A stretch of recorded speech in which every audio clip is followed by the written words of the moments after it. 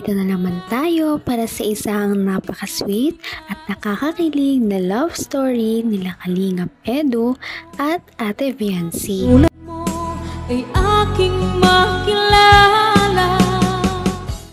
Para sa pagpapatuloy ng ating love story ay narito pa nga rin tayo sa mga highlights kung ano ba talaga ang mga nangyari, mga pasabog na inabangan natin sa birthday ni Ate Viancy.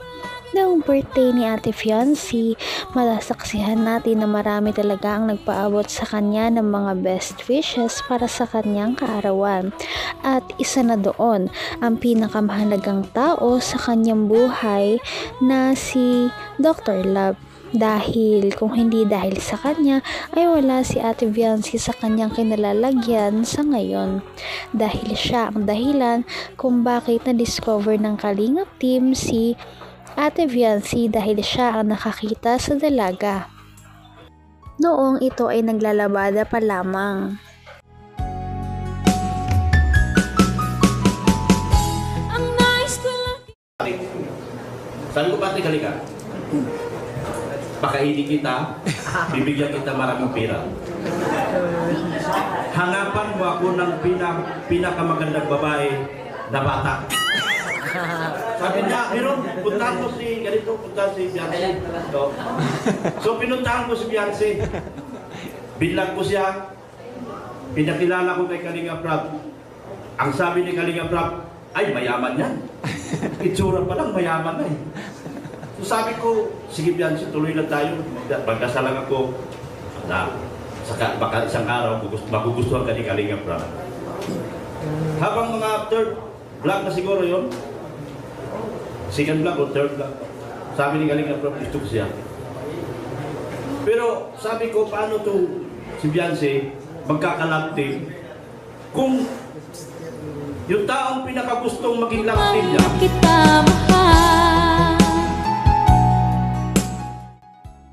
Kiniwento ni Dr. Love na noong makita niya daw talaga si Viancy ay talagang namangha siya sa ganda ng babaeng ito dahil kahit na galing lamang siya sa mahirap na pamilya ay parang artistahin talaga ang mukha ni Ate Viancy.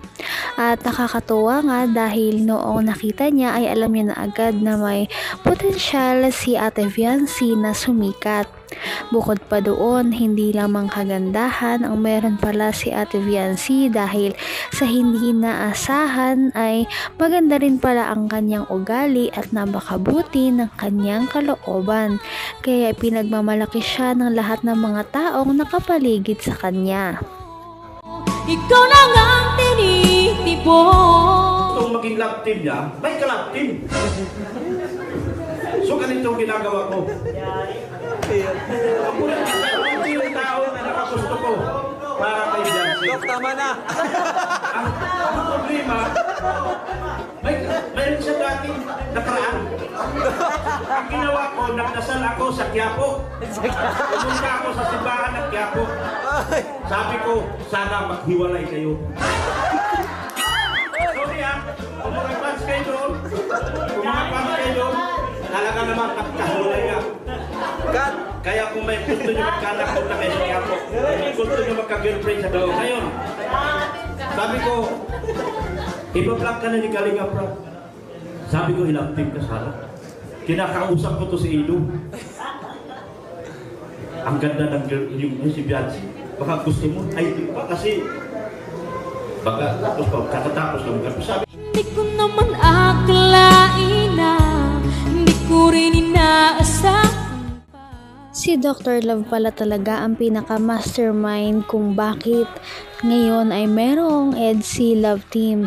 Dahil kung hindi dahil sa kanya ay hindi magkakakilala si Kalingap Edu at Ate Viancy. Bukod sa siya ang nag-scout kay Ate Viancy, siya din pala ang nagpakilala nito kay Kalingap Rab. At dahil nga sa ganda ni Ate Viancy ay napagpasyahan din naman na pwede siyang ipa-love team din talaga kay Kalingap Edu. At yun ay kung magugustuhan din talaga nila ang isa't isa. At sa kaswertihan nga naman talaga, nagkagustuhan nga din naman ang dalawa sa ngayon. Kaya worth it ang lahat. abot kamay na kita mahal. Hindi naman umibig. Ngayon, nung nakalapti na sila, natupad ang aking mga pangarap. At dito nagsimula ang magandang buhay ni Beyonce dahil yan kay Ido. Si Ido po talaga ang naging dahilan. Wala siyang sponsor ng unang mga vlog namin, totoo lang. Wala po talaga. Naawa ako kay Beyonce. Naawa din ako sa sarili ko. Ang ganda-ganda ng alaga ko, wala nang i-sponsor. Kaya nung dumating si Ido sa buhay niya, ang daming sponsor na dumating. Nagpasalamat ako sa kanilang lahat.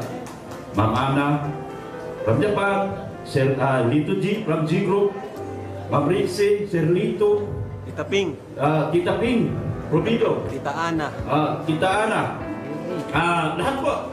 Sa mga hindi ko po nabanggit, pasensya na. Dahil hindi ko po may isa-isa. Sa lahat ng 80 followers, mga GC. Beyonce, ito na.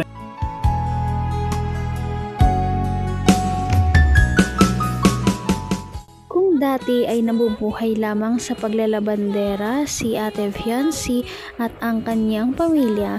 Ngayon dahil kay Dr. Love ay umahon talaga ang kanilang buhay mula sa kahirapan. Noon ay hirap na hirap sila dahil sa sakit din ng kanyang papa. Kaya hindi ito makapagtrabaho.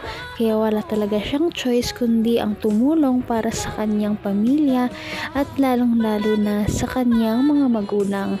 Kaya marami din talaga ang naantig ang puso at tuluyang sumuporta kay Ate Beyonce dahil nalaman nila na ganun ang kanyang pinagdaraanan.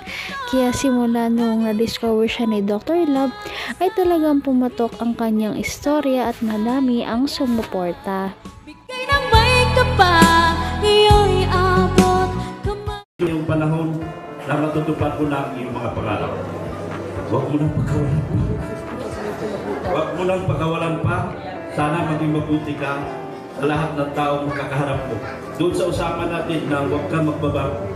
Sana manatili kang tapat sa kanila at laging tapat sa buong kalinga.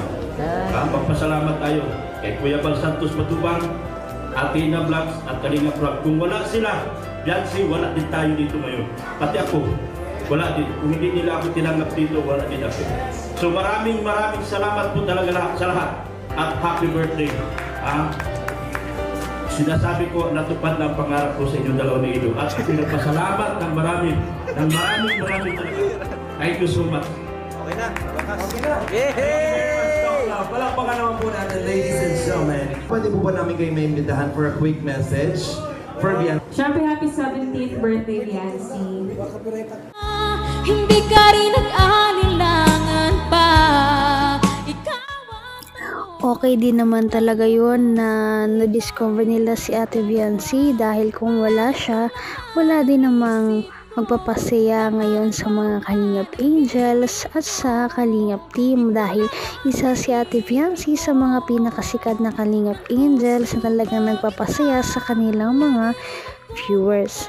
Sana nga ay hindi na magbago si Ate Beyonce at manatili siyang mabait, mapagmahal, tahimik at maalagain na dalaga sa kanyang mga minamahal.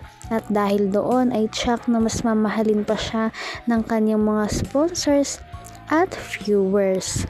At marami pa nga tayo nga abangan na pasabog sa kanyang birthday at ito ay inyong mapapanood sa ating mga susunod na video. Napaka-sweet talaga nila at napakabait ng tambalang ito kaya marami sumusuporta.